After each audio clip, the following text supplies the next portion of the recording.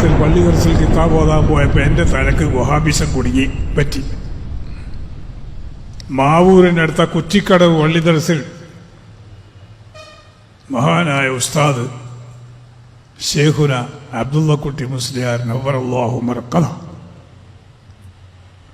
ആ മഹാന്റെ ദർസിലാണ് ഞാൻ ആദ്യം ഓതാൻ പോയത്. ആ ശിഷ്യത്വം എനിക്ക് വളരെ ഫലം ചെയ്യും. ആ മഹാന്റെ പ്രാർത്ഥന കൊണ്ടാകും എനിക്ക് തിരിച്ചു വരാൻ ഭാഗ്യം ലഭിച്ചത് എന്നുകൂടി ഞാൻ വിശ്വസിക്കും. മഖദൂമിയാണ്, തിരൂരങ്ങാടി സ്വദേശിയാണ്. പേര് കേട്ട താനൂര് ശൈഖിന്റെ പൗത്രനാണ്. പക്ഷേ എൻ്റെ കൽബിൻ്റെ ഉള്ളിലേക്ക് വഹാബിസം കയറി വന്നു. വഹാബിസം എന്ന് പറഞ്ഞാൽ ഇവിടെ കാണുന്ന മുജാഹിദിസത്തിന്റെ പകുതിയാണ്, ഫുൾ ഇല്ല. അപ്പൊ ഏതാ ഏറ്റവും പഴച്ചത്? വഹാബിയേക്കാൾ പഴച്ചതാണ് മുജാഹിദ് എന്നർത്ഥം. എന്താണ് അവർ കൊണ്ടുവന്നതെന്നല്ലേ? അമ്പിയാക്കളോടോ ഔലിയാക്കളോടോ ഏതെങ്കിലും ഒരു സമയത്തൊരു സഹായം ചോദിച്ചാൽ ആ ചോദിക്കൽ ശിർക്കാണ്, സഹായം ചോദിക്കുന്നവൻ കാഫിറായി. അപ്പൊ മുഹീദ്ദീൻ ശൈഖ് രക്ഷിക്കണേ, ബദരീകളെ കാക്കണേ എന്നൊക്കെ ഒരു ശൈലി മുസ്ലിമീങ്ങളുടെ മുമ്പേ ഉണ്ടല്ലോ. അങ്ങനെ പറഞ്ഞവൻ കാഫിർ. പോരെ സമുദായം പിളരാൻ? മുസ്ലിം സമുദായത്തിൽ ഭിന്നിപ്പുണ്ടാകാൻ ഇനി വേറെ വല്ലത് വേണം? ഒരു മുസ്ലിം സഹോദരനെ എന്ത് ചീത്ത പറഞ്ഞാലും അവൻ ക്ഷമിക്കും. അവന്റെ മുഖത്ത് നോക്കി അവനെ വാപ്പന അധിക്ഷേപിച്ചാൽ പോലും ചിലപ്പോൾ ക്ഷമിക്കും. പക്ഷെ കാഫിർ എന്നങ്ങാനും പറഞ്ഞാൽ ഉടനെ കിട്ടുവടി. അത്ര വെറുക്കപ്പെട്ടതാ. അതാണ് സുന്നികളുടെ നേരെ ഇവർ പ്രയോഗിക്കുന്നത്. സുന്നികളൊക്കെ കാഫിറുകളാണ്. പക്ഷേ ചെറുപ്പത്തിൽ എനിക്കിത് മനസ്സിലാക്കാൻ കഴിഞ്ഞില്ല. പിന്നീടാണ് വായിച്ചു പഠിച്ച് മുന്നോട്ട് പോയപ്പോ അവരുടെ തന്നെ ചില കിതാബുകൾ കണ്ടു, വഹാബികളുടെ.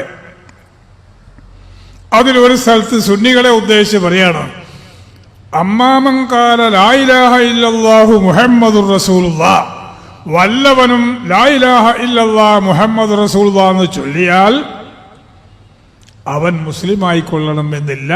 ഫഹുവ അലാ ശിർക്കിഹി, അവന്റെ ശിർക്ക് വിശ്വാസത്തിൽ തന്നെയാണ്. കാരണം യദ്ഉൽ മൗത, മരിച്ചുപോയ ഔലിയാക്കളെ അവൻ വിളിച്ച് പ്രാർത്ഥിക്കുന്നു. എന്തിന്? ലിഖളാഇൽ ഹാജാതി, ആവശ്യങ്ങൾ നിറവേറ്റി കിട്ടുവാൻ. വതഫ്രീജൽ ഖുർബാതി, വിഷമങ്ങൾ നീക്കി കിട്ടുവാൻ. ഇങ്ങനെ വിളിക്കുന്ന ഇവൻ ഫഹുവ കാഫിറുൻ മുശ്രികുൻ ഹലാലുദ്ദമി വൽമാലി. ഹലാലുദ്ദമി, ഇവൻ കാഫിറുമാണ്, മുശ്രിക്കുമാണ്. അവനെ കൊല്ലൽ അനുവദനീയമാണ്, അവന്റെ സ്വത്ത് കവർന്നെടുക്കൽ ജായിസാണ്. വഇൻ സല്ലാ, ഇവൻ നിസ്കരിക്കുന്നുണ്ടെങ്കിലും ശരി, വസാമ, നോമ്പെടുക്കുന്നുണ്ടെങ്കിലും ശരി, വസഅമ അന്നഹു മുസ്ലിമുൻ, താൻ മുസ്ലിമാണെന്ന് വാദിക്കുന്നുണ്ടെങ്കിലും ശരി. അപ്പോഴാണ് വഹാബിസത്തിന്റെ കട്ടി ശരിക്കും മനസ്സിലായത്. അപ്പോഴേക്ക് എൻ്റെ കൊല്ലം 36 പോയി. 15-ാം വയസ്സിൽ വഹാബിയും 51-ാം വയസ്സിലാണ് തിരിച്ചു വരാൻ കഴിഞ്ഞത്. തിരിച്ചു വന്നിട്ട് 25, എല്ലാം കൂടി വയസ്സൊരു 76 കഴിഞ്ഞു.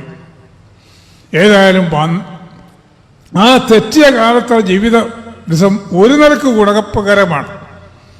എന്താ, അതിലുള്ളറകളൊക്കെ വേണ്ട പോലെ കണ്ടറിയാനും അവരുടെ മനോഭാവം മനസ്സിലാക്കാനും സാധിച്ചു.